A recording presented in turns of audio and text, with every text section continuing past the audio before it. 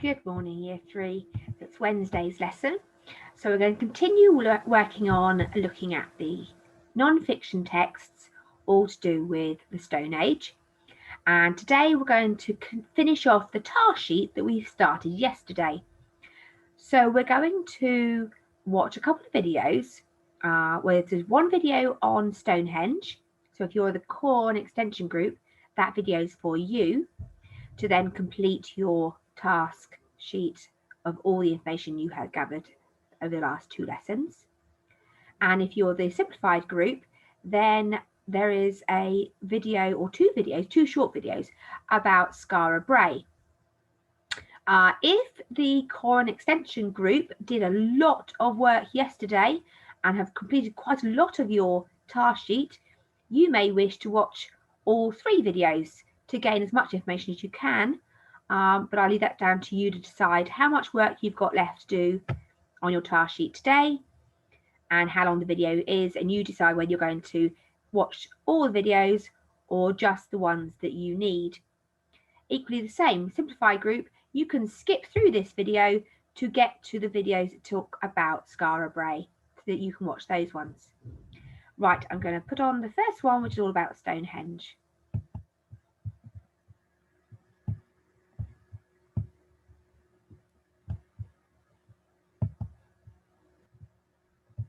Imagine a time before texting and mobile phones, before email and the internet, before books, before writing. Think, listen, look. Stonehenge is as old and as important in the story of people on this planet as the pyramids in Egypt and temples in Mexico. What was it for? Who built it? How? Why? Let's start with what we know. Some things have not changed much in thousands of years. The sun rises and sets in more or less the same place. The stars in the night and the shapes of the land look much the same to us as they did to people long ago. But so much has changed. No one wrote down who built Stonehenge or how. It comes from a time long before people kept written records. So the only way forward is to combine hard facts with imagination. What a place. What was it for? Why?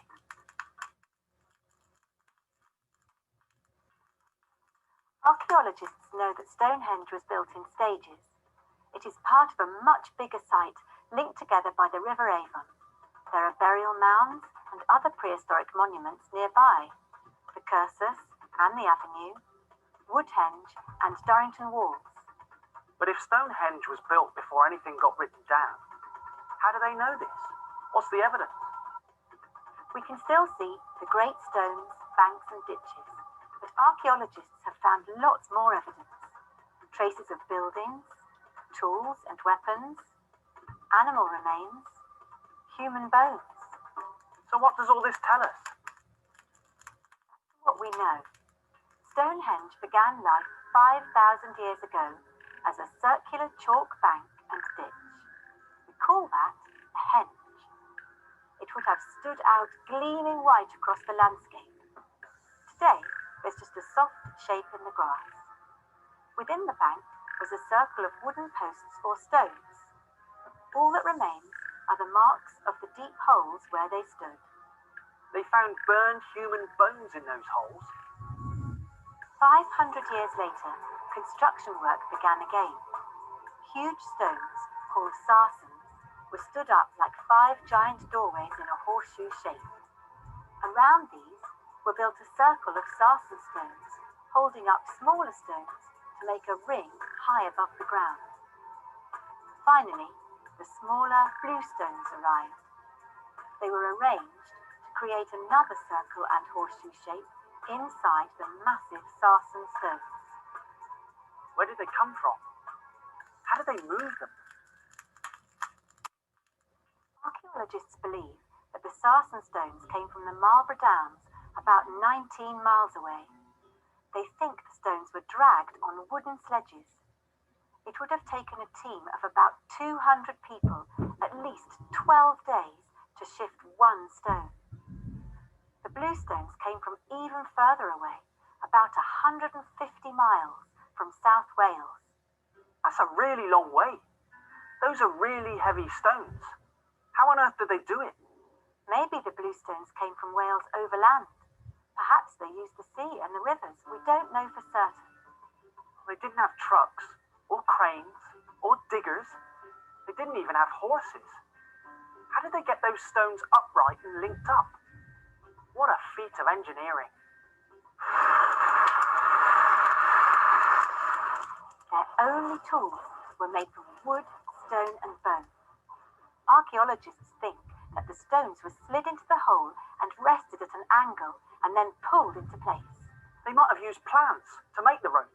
Then, the stones that went on top could have been raised up on a platform of wood.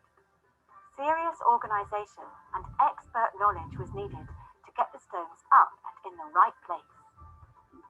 Who were the people who built and used Stonehenge? How did they live? 4,500 years ago, people in the area lived in scattered communities. They were farmers, they lived in houses and grew crops. As the seasons changed, they would have moved with their herds of pigs and cows. We know they used clay pots for cooking and storing food, and made tools like axes and knives from a hard stone called flint. Their clothes would have been made from leather, fur and plants, and possibly early cloth. There is evidence from Durrington walls that people gathered there to celebrate special events.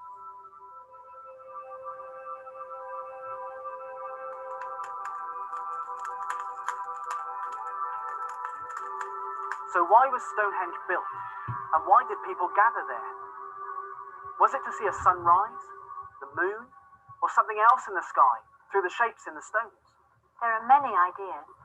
For the first 500 years, until at least the first stone arrived, Stonehenge was a place where people buried their dead. Perhaps the story was about life and death, the journey down the river from Durrington, where people feasted and celebrated, to Stonehenge, where they joined their ancestors. Maybe the secret of Stonehenge is in the blue stones. They must have been really important to have moved them all the way from Wales. Perhaps the stones had healing powers.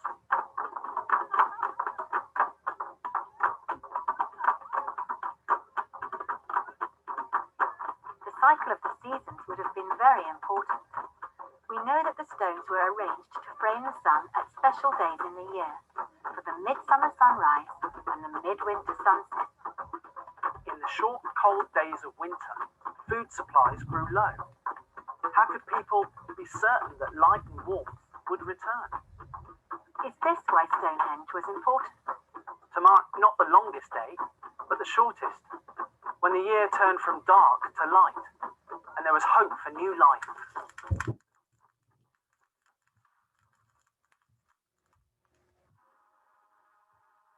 Archaeologists have worked out a lot about how, when and why those ancient stone engineers built Stonehenge.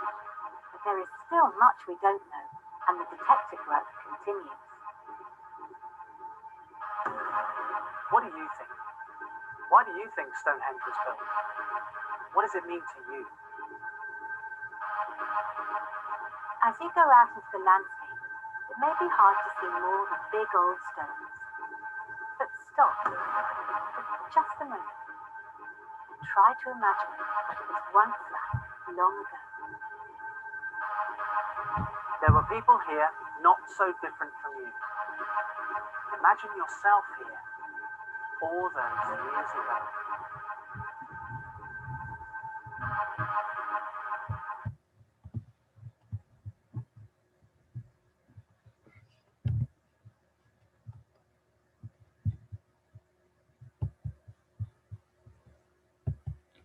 Okay, so going back to the objective for today, can I retrieve information from a non-fiction text? So the core and extension group, you have got this sheet here, this text here to read through, all about Stonehenge, and then you can use that to add the extra information to your task sheet that you've got here, and then you can do the right-hand box, bottom right box as well. Then let's look at the next videos, which are for Skara Brae, again, I said core extension, happily let you to continue to watch the Skara Brae as well to gain information, as long as you think you've got enough time to read the text and finish this task sheet, because that's your main priority for this lesson. So I'm going to put on the next videos now, are all about Skara Brae.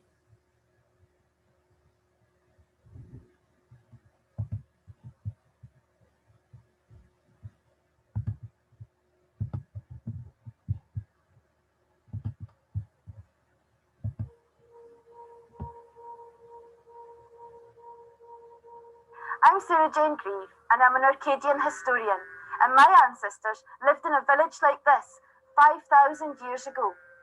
They were farmers and hunters and fishermen, and they built this village and they lived off the land around them.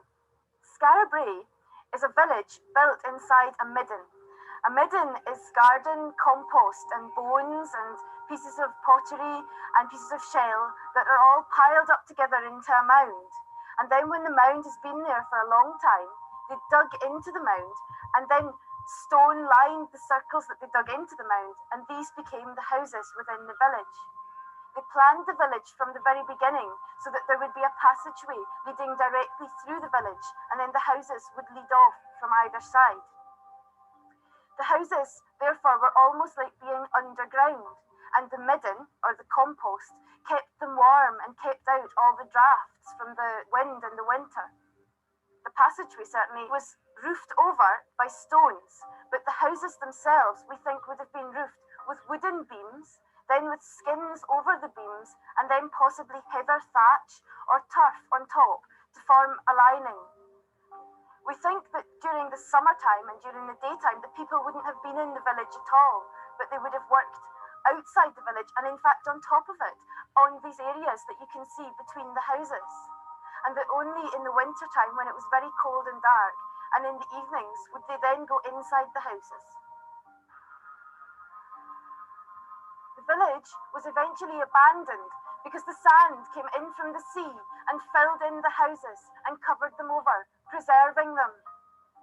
And then they were undiscovered for 4,000 years, until in 1850 they were uncovered in a storm in the winter, and therefore we have the best preserved Stone Age village in Europe.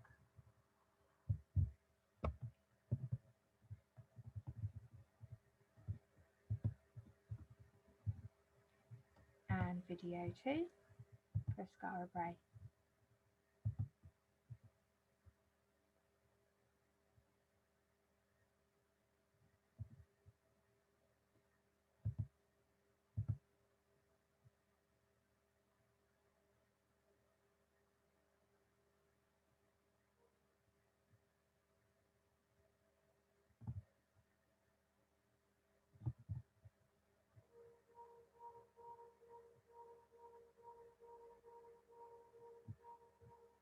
This is the dresser, which is the main piece of furniture in the house, and is like your mother's fitted kitchen.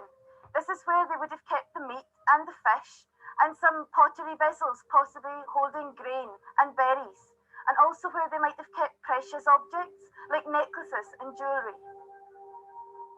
The precious objects that the Neolithic people had were very different from the ones we have today.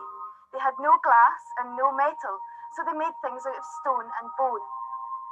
This is a flint knife, and it would have been used for cutting meat and for eating with. This is a bone pin.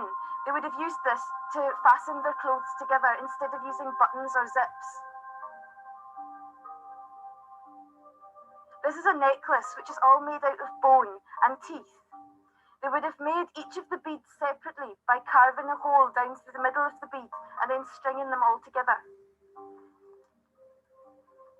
They also played games, and they had bone dice.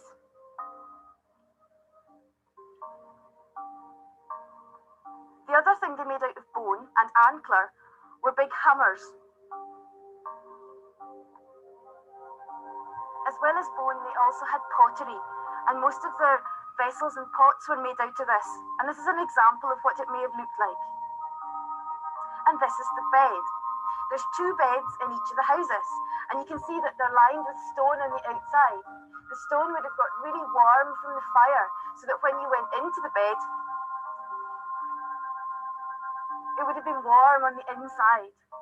As you can see, it's really short again, not because the people were short, but because they slept sitting up.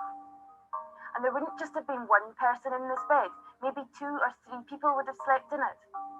And in order to keep it comfy for them, they would have used heather and fleeces to line the bed.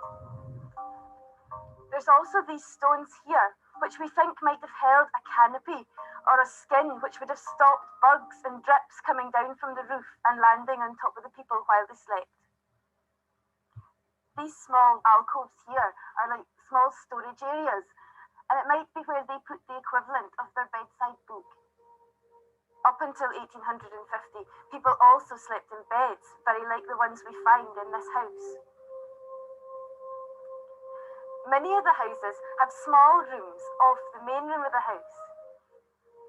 We think these might have been used for toilets. They have drains running underneath them and leading out of the village.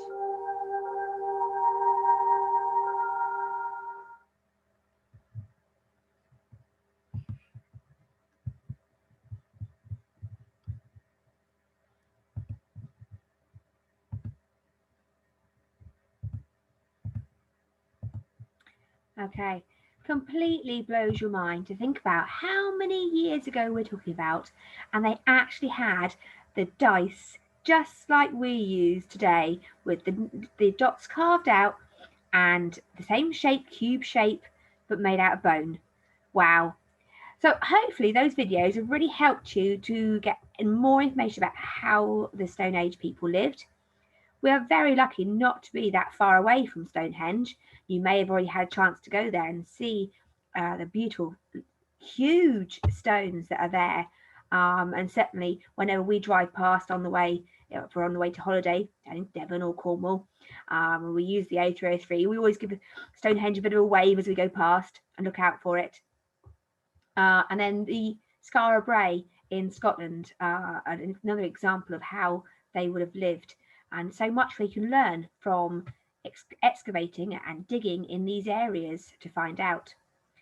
So then you're going to have a look at your text, which is all about Skara Brae, to then find the information out, to then you'd be able to fill in for the simplified group their picture of Skara Brae and label it too. Okay, so by the end of this Wednesday's lesson, you're going to have completed this task sheet. So could you then email that to us, please, as your example of your work for the last 2 days. Thank you very much, Year 3.